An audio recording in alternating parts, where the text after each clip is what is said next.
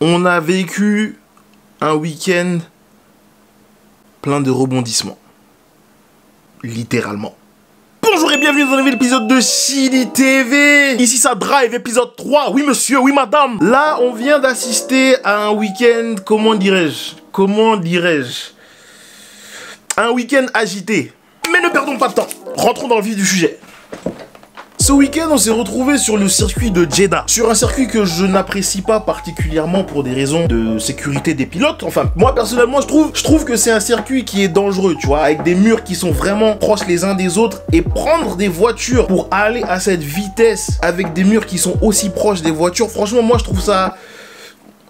trouve que ça relève de l'inconscience. Après c'est moi. Ce week-end commençait donc sans histoire particulière jusqu'au moment où, pendant les essais libres, certains pilotes semblent voir une fumée au loin. Après quelques enquêtes et analyses de la situation, il s'avère que c'était un bâtiment de Aramco, le sponsor principal de cette course-là, qui était en feu. Les gens commencent à s'affoler, les journalistes, les pilotes, tout le monde commence à avoir un petit peu peur que le bâtiment est à peine à 10 km du circuit et que c'était pas un accident mais bien une attaque d'une milice locale. Les gens se posent des questions, est-ce que la course va avoir lieu? Est-ce que le week-end va avoir lieu? Qu'est-ce qu'on fait? Qu'est-ce qui se passe? Après la fin des essais libres, la direction de course se réunit avec les chefs d'équipe, les pilotes et certains des acteurs principaux du week-end. S'en suivra une réunion de 4 heures pendant laquelle, d'après les informations, ils auraient tous décidé de courir. La FIA et les directeurs d'équipe seraient sortis de la salle, les pilotes seraient restés dans la salle pour ensuite décider de ne pas courir. Puis les chefs d'équipe et la FIA seraient revenus dans la salle pour essayer de convaincre les pilotes de courir en mettant en avant le fait qu'ils étaient en sécurité, ce qui semble-t-il aurait finalement convaincu les pilotes d'aller faire la course. Samedi, pendant les qualifications, Mick Schumacher, le fils de l'illustre Michael Schumacher, perd le contrôle de sa voiture dans un des virages rapides du circuit à près de 280 km/h. Tu vois, la F1 c'est un sport dangereux, on a l'habitude de voir des accidents, mais les accidents comme ça, je sais pas, ça te coupe le souffle, ça t'attrape au trip, oh c'est un truc de ouf. Du coup, tout le paddock retient son souffle, les premiers pilotes arrivent sur place pour voir si Mick se porte bien, le frérot a l'air de bouger un peu dans sa monoplace, la voiture médicale rentre en piste, l'ambulance rentre en piste, les commissaires rentrent en piste, Mick Schumacher est extrait du véhicule et sera transporté à l'hôpital le plus proche pour faire un check-up complet et s'en tirera seulement avec un gros mal de crâne. Pas d'os cassé, pas de contusion, rien, juste un gros mal de crâne. C'est un truc de ouf, Tu sais, j'ai une dent longue contre la FIA, tu vois, mais faut avouer que en termes de sécurité, là ils ont fait le taf, Et je pense que tous les petits éléments de sécurité qu'ils ont mis en place après des années et des années de course automobile font qu'aujourd'hui, même si tu te prends des murs à 280 km/h, il y a de grandes chances pour que tu survives déjà de 1, mais aussi incroyable que ça sonne, tu peux survivre et sortir de la voiture avec juste un mal de crâne. C'est un truc de ouf, Et un des éléments qui a sauvé Mick dans cet accident s'appelle le Hans. Minute technique. Qu'est-ce que le Hans? Mon frérot Bob va vous en parler. Bob, chacal, dis-leur. Salut à toutes et à tous, c'est Bob F1 et merci Chili pour l'invitation. Hans Head and Neck Support, c'est un équipement de sécurité ultra important, complémentaire avec le casque, et vous savez c'est ce tour de cou que les pilotes mettent au-dessus de leurs épaules. Le Hans est primordial pour garantir la sécurité des pilotes, sûrement autant que le casque en lui-même, parce qu'il permet de tenir en place le cou et la tête des pilotes. L'idée c'est qu'en cas de choc frontal ou même latéral, comme Schumacher en qualification, que le Hans maintienne la tête au niveau des épaules, qu'elle ne se dérobe pas pour éviter que les pilotes se fassent un coup du lapin ou des fractures du crâne, parce que sinon c'est quasiment la mort assurée. Le Hans est obligatoire en Formule 1 seulement depuis la saison 2003 et heureusement, parce que sans ça je suis pas sûr que Mick Schumacher s'en serait sorti indemne. Et comme tous les nouveaux systèmes de sécurité, il a été vivement critiqué à ses débuts. Mais comme le Halo ces dernières saisons, dès que le Hans a sauvé des vies, plus personne n'a remis en question sa présence. On peut féliciter la FIA pour les avancées en termes de sécurité depuis de longues années quand on voit des pilotes comme Grosjean ou Schumacher sortir quasiment indemnes de leur crash. Mais le risque zéro n'existe pas, donc il faut jamais se reposer sur ses lauriers. Et à mon avis, ça n'arrange rien d'aller dans des circuits comme Jeddah. Merci encore à Shidi pour l'invitation et je vous laisse entre de bonnes mains pour le reste de la vidéo. Salut! Il est fort, hein. Il est fort. Voilà, allez suivre mon frérot Bob, je vous laisse le lien vers sa page YouTube dans la description. Merci Bob. Une fois que Mick est évacué vers l'hôpital le plus proche, les qualifications reprennent. Lewis Hamilton se fait éliminer dans la première partie des qualifications. En fait, pour vous montrer à quel point c'est une dinguerie, la dernière fois que Lewis Hamilton s'est fait éliminer en première partie des qualifications, c'était au Brésil en 2017. Et il s'était fait éliminer parce qu'il avait rentré sa voiture dans un mur. Avant ça, la dernière fois qu'il s'était fait éliminer, c'était en 2009. Chacal, certains d'entre vous regardaient pas la F1 en 2009. Chacal, certains d'entre vous n'étaient pas nés en 2009. Deuxième coup de théâtre, Max Verstappen, qui était le favori l'année dernière avec son fameux tour incroyable de qualif.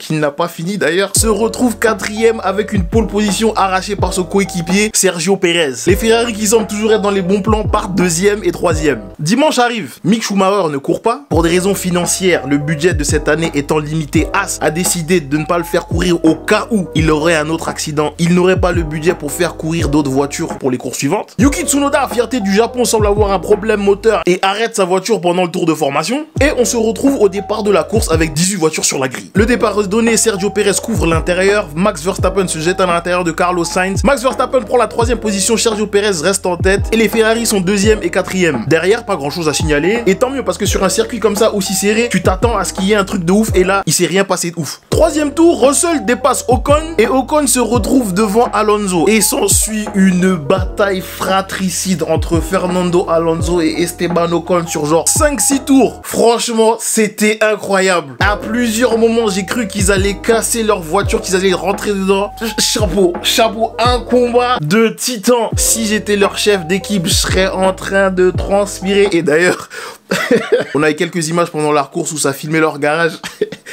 Fallait voir les visages. Les frérots étaient dépités parce que à tout moment, s'il y a une erreur, c'est pas une, mais c'est les deux voitures qui sont dehors, tu vois. Donc ils se tapent dessus, ça se double, ça bloque, ça débloque. Finalement, leur chef d'équipe intervient et leur dit de se calmer, tu vois.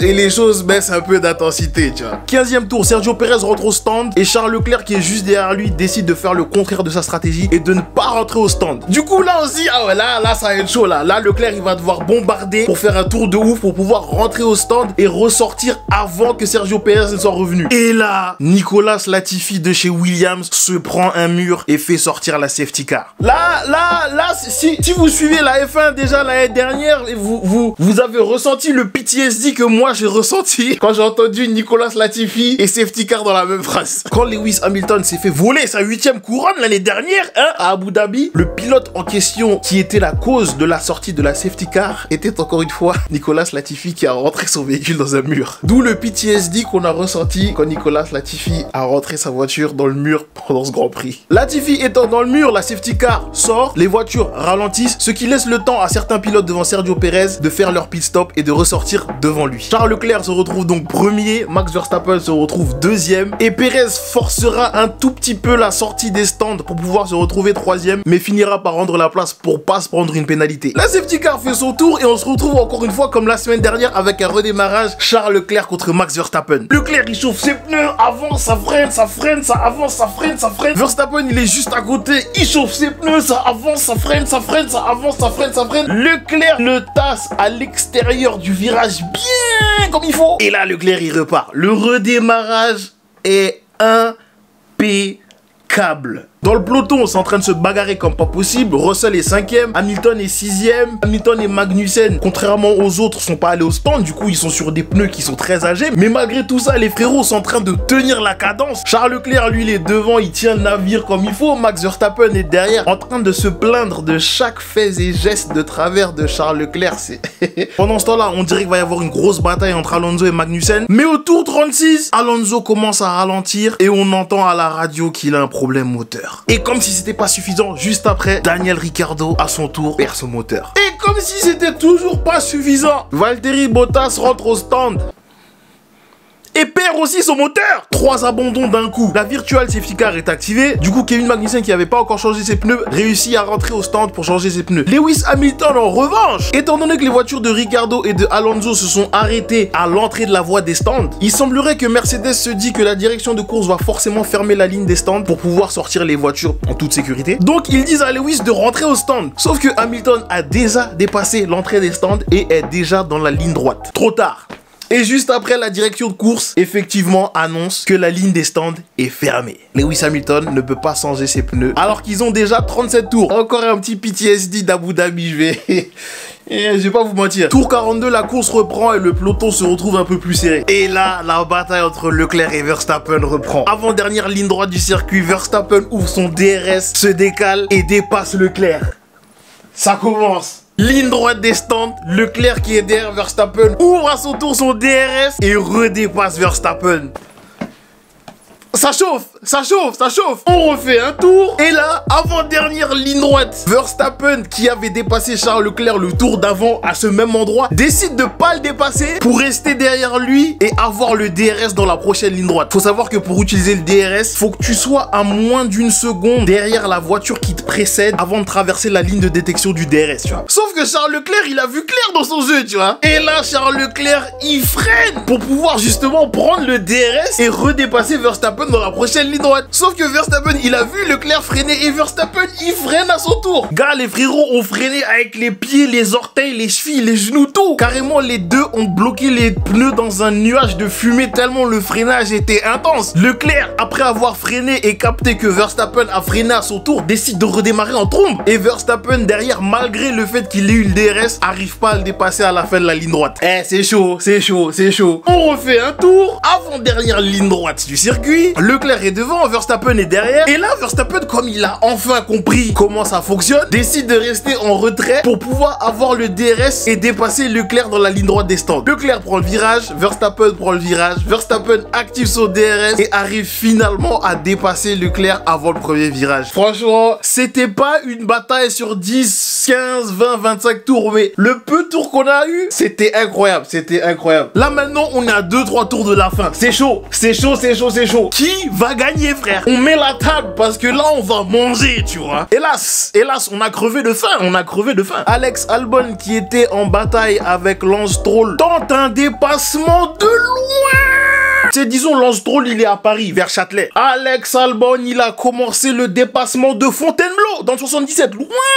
Alex Albon arrive trop chaud, se rate, tape sur le côté de Lance Stroll, casse sa voiture, abandonne. Les drapeaux jaunes sortent, les voitures ralentissent dans le secteur où Alex Albon a garé son véhicule et la bataille tant attendue entre Verstappen et Leclerc ne se passera finalement pas. Verstappen traverse la ligne avec seulement 6 dixièmes d'avance sur Leclerc pour venir prendre sa première victoire de 2022. Du coup, le bilan, qu'est-ce qu'on retient de cette course? Mick Schumacher a survécu à son accident grâce aux incroyables avancées de la FIA en termes de sécurité. Yuki Tsunoda, un peu de malchance, est-ce qu'il aurait pu marquer des points s'il avait commencé la course?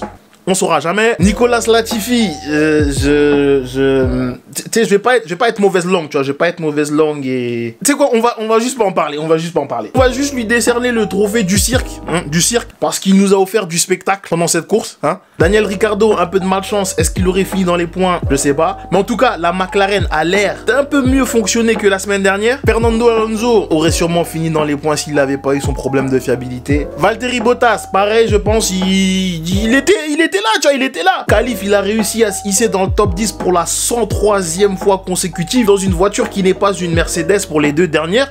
Chapeau, chapeau. Alex Albon, je vais pas en parler. Williams a du taf. Lance Stroll et Nico Hülkenberg. Alors, faut savoir que Nico Hülkenberg remplace actuellement Sébastien Vettel qui a le Covid. Et Nico Hülkenberg qui n'a presque pas passé de temps dans cette voiture, qu'il a littéralement commencé à conduire la semaine dernière, arrive à faire de meilleurs résultats que Lance Stroll qui a littéralement participé au développement de la voiture. Donc, même si, pour ne pas complètement enterrer Lance Stroll, il y a eu des événements de course qui font qu'il s'est retrouvé dans la position dans laquelle il était, j'arrive pas à justifier comment Nico Hülkenberg finit devant Lance Stroll. Donc Lance Stroll, moi je le trouve décevant, je vais pas vous mentir. Nico Hülkenberg, quant à lui, il conduit une nouvelle voiture dans de nouvelles régulations et il arrive quand même à finir devant son coéquipier. Je suis désolé, il mérite plus que la moyenne, je suis désolé. Zhou Guanyu, fierté de la Chine, finit à la 11e place à la porte des points. Est-ce qu'il avait de quoi finir dans le top 10? Franchement, je sais pas. Et il a eu une pénalité. Donc en vrai, même s'il y a eu des faits de course, il tient la route, Lewis Hamilton, en partant du bas de la grille, réussit à quand même grappiller un point. Il a réussi à rouler dans les mêmes temps que George Russell avec des pneus très vieux. Malheureusement, il aura eu la malchance de ne pas avoir eu l'information de rentrer dans les stands à temps par Mercedes. Mais malgré tout ça, le frérot prend quand même un point. Et ça m'a fait rire parce que le frérot n'a tellement pas l'habitude de finir aussi bas dans le classement. Son ingénieur lui dit que voilà, tu finis 10e, c'est pas grave, etc., tu prends quand même un point. Lewis est surpris de quand même prendre un point. Tellement le frérot ne connaît pas le système d'attribution des points au-delà d'une certaine place. C'est un truc de ouf. Kevin Magnussen, franchement, une course encore une fois exemplaire au volant d'une As. Je vous ai dit, As, ils sont bons cette année. As sont bons cette année. Il fait ce qu'il faut, il fait le taf, il a dépassé quand fallait dépasser, il a pas hésité à sortir les coudes quand il fallait. Deuxième fois que As rentre dans les points grâce à Kevin, chapeau, franchement chapeau. Kevin il est là de ouf. Le frérot Pierre Gasly, solide. Esteban Ocon, solide aussi. Lando Norris, à ma grande surprise, il était là, franchement il était là. Dans une McLaren qui, on dirait, fait des progrès. Il était là. Bon, les faits de course l'ont quand même peut-être un petit peu aidé, mais le frérot a fait le taf. Il a failli prendre la place à Esteban Ocon sur la ligne. Le frérot était là. George Russell, solide, il a fait le taf comme la semaine dernière. En fait, le mot pour représenter George Russell, je pense, c'est régularité. Sergio Perez, il nous a fait un tour de qualif monstrueux. Honnêtement, je pense qu'il méritait mieux. Maintenant, les faits de course ont fait qu'il s'est retrouvé dans une position compliquée. Est-ce qu'il aurait gagné s'il n'y avait pas eu ses safety cars? On le saura jamais. Mais en tout cas, le rythme qu'il imposait avant que la safety car ne rentre en piste était un rythme qui, semble-t-il, était suffisant pour une victoire. Je pense. Carlos Sainz, lourd, il a fait le taf. Il manque peut-être un tout petit peu d'agressivité. Je pense que s'il sort un peu plus les coudes, il peut être très dangereux. Très dangereux. Charles Leclerc, franchement, c'est mon homme du match. Sur les deux dernières courses, Charles, il me surprend parce que je trouve qu'il a vraiment pris en maturité, tu vois. Ce qui est vraiment lourd. Son QI en piste est incroyable. Il arrive à prendre des décisions archi rapides. Là où, par exemple, un Max Verstappen va prendre 2, 3, 4 tours avant de comprendre comment utiliser le DRS correctement, par exemple. S'il continue sur cette lancée-là, je pense vraiment que Charles Leclerc, ça peut être le prochain champion du monde. Hein. Franchement, je le pense. Et pour finir, Max Verstappen, qui a fait la course qu'il faut pour gagner, tu vois. Je pense qu'il peut faire beaucoup mieux en piste s'il arrive à comprendre les choses aussi vite que Charles Leclerc, mais il est encore super impatient face à beaucoup de situations. Et s'il règle pas ce problème d'impatience, ce genre d'erreur-là peut lui coûter le championnat. Du coup, on a Williams avec 0 points, Aston Martin 0 points, McLaren qui ouvre son compteur avec 6 points, AlphaTauri 7ème avec 8 points, Alfa Romeo qui ne prend pas de points ce week-end et reste à 9 points, As avec un incroyable Kevin Magnussen 12 points, Alpine qui continue de prendre ce qu'ils peuvent avec 16 points, Red Bull qui remonte à une position qui leur correspond un peu mieux avec 37 points, Mercedes 2ème malgré une voiture qui marche pas, 38 points, et Ferrari grâce à leur deuxième double podium qui reste en tête du championnat avec 78 points. En tout cas, j'espère que vous avez kiffé cet épisode. Nous, on se retrouve dans 2 semaines pour le Grand Prix d'Australie. Prenez soin de vous, prenez soin de vos proches et à la prochaine. Ciao!